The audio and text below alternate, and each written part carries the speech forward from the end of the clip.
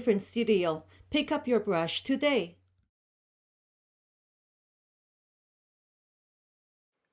Welcome to the InkDifferent Studio. This is Fiona. I would like to also welcome you to our Chinese calligraphy course, a captivating journey into one of the most ancient and respected forms of artistic expression. Chinese calligraphy is not just an art. It is profound cultural heritage, recognized globally for its artistic and historical value. This course will offer you an opportunity to delve into the elegance and depth of Chinese calligraphy, exploring its unique blend of written language and visual art. But this is not all. Chinese calligraphy is renowned for its therapeutic benefits, enhancing calmness, reducing stress, and improving mindfulness through the rhythmic motion in brush movements. These benefits make it not only a cultural exploration, but also a practice in mindfulness and personal tranquility.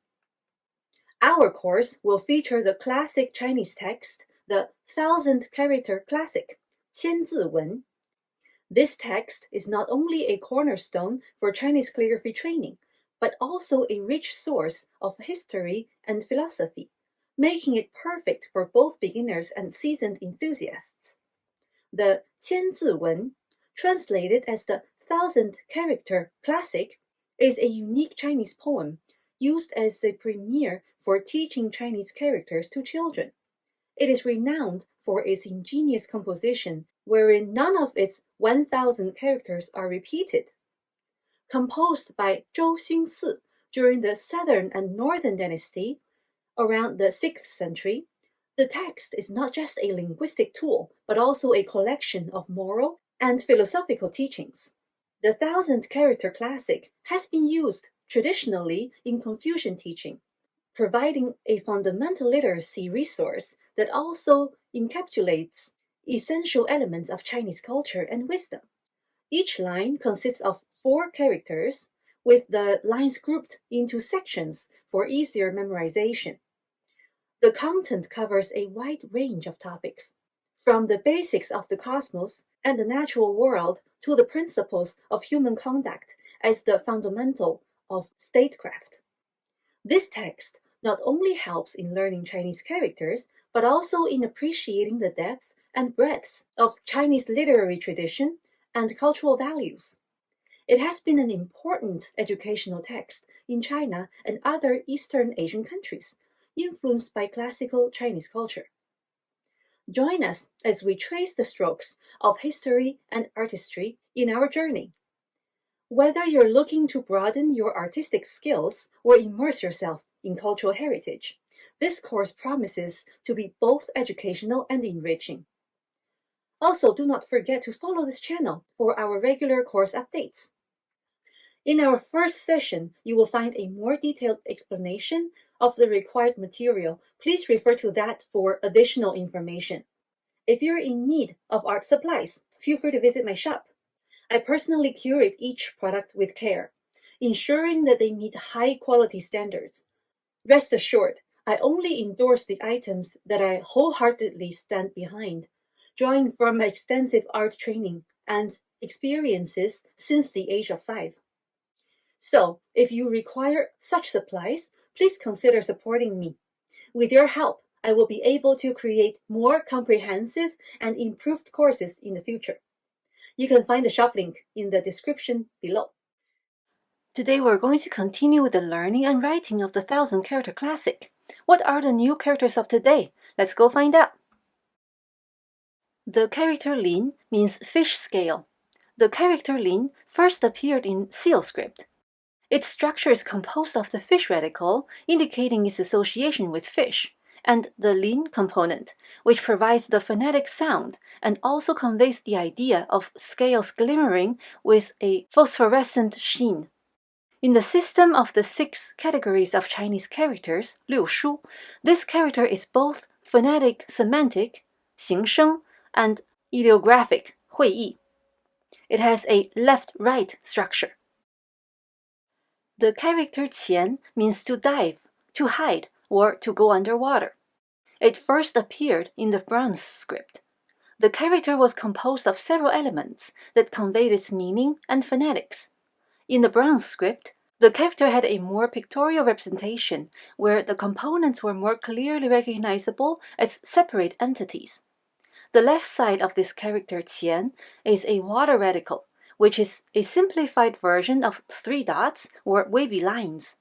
This radical indicates that the character is related to water, which is consistent with the meaning of diving or submerging. The right side of the character was more complex and included parts like qian, representing inhaling and exhaling, and ri, representing exhaling. These components combined to provide the phonetic pronunciation and contributed to the meaning of submerging or going underwater, which involves careful control of breathing. The character qian originally depicted the concept of diving or submerging underwater, which involves taking a deep breath and carefully controlling exhalation. The water radical indicates its association with water, while the other components provide both the phonetic sound and the idea of managing breath underwater. Over time, the character has also taken on metaphorical meanings, such as to hide or to remain unnoticed. This character has a left-right structure. The character yu means feather or wing. The character yu appeared as early as the Shang dynasty in Oracle bone script, resembling 2 bird feathers.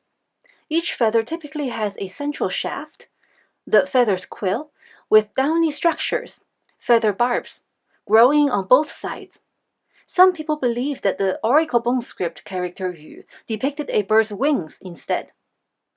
By the Warring States period, the feather barbs were generally depicted as 2 branches, with a few instances showing 3 branches. The direction of the barbs was not yet fixed, with some pointing to the left and others to the right.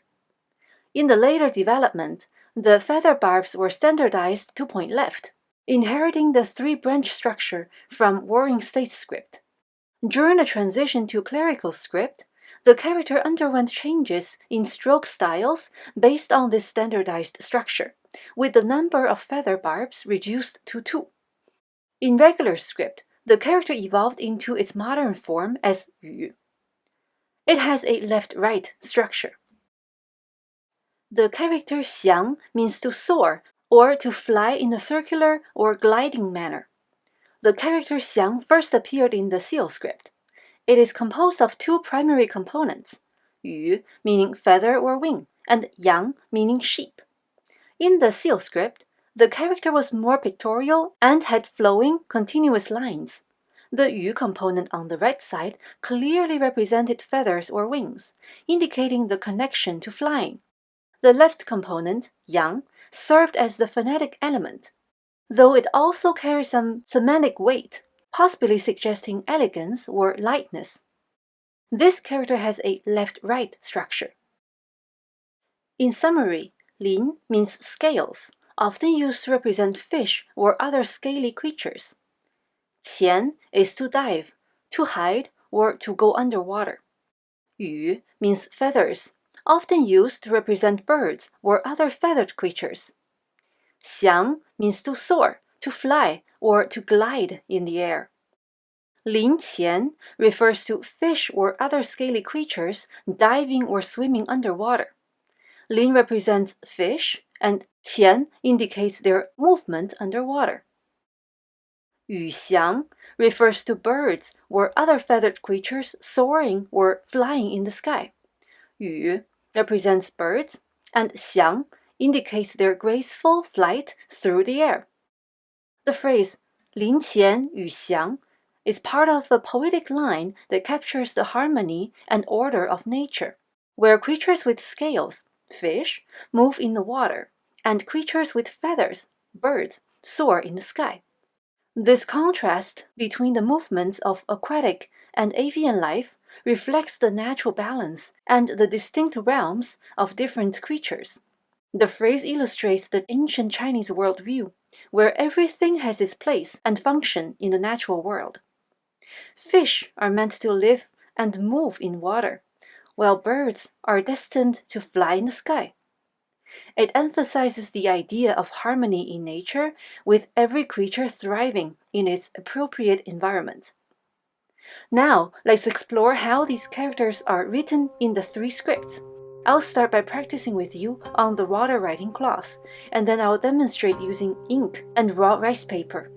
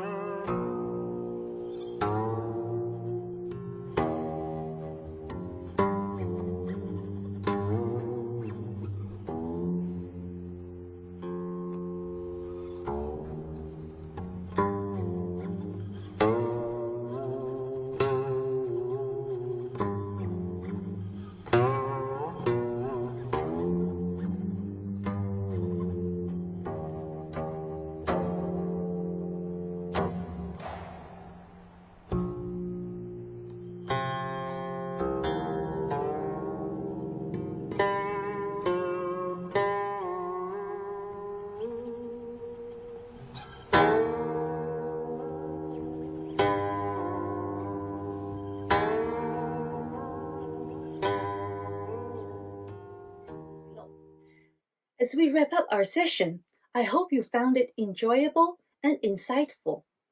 If you have any questions, comments, or simply want to share your thoughts, don't hesitate to leave me a message. If you find this session informative, please remember to give me a thumbs up.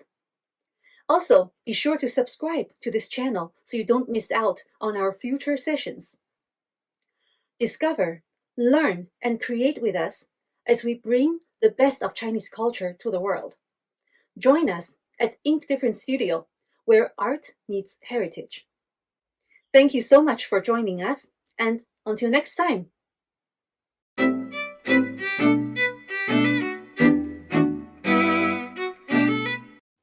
For more information, check us out at inkdifferentstudio.com.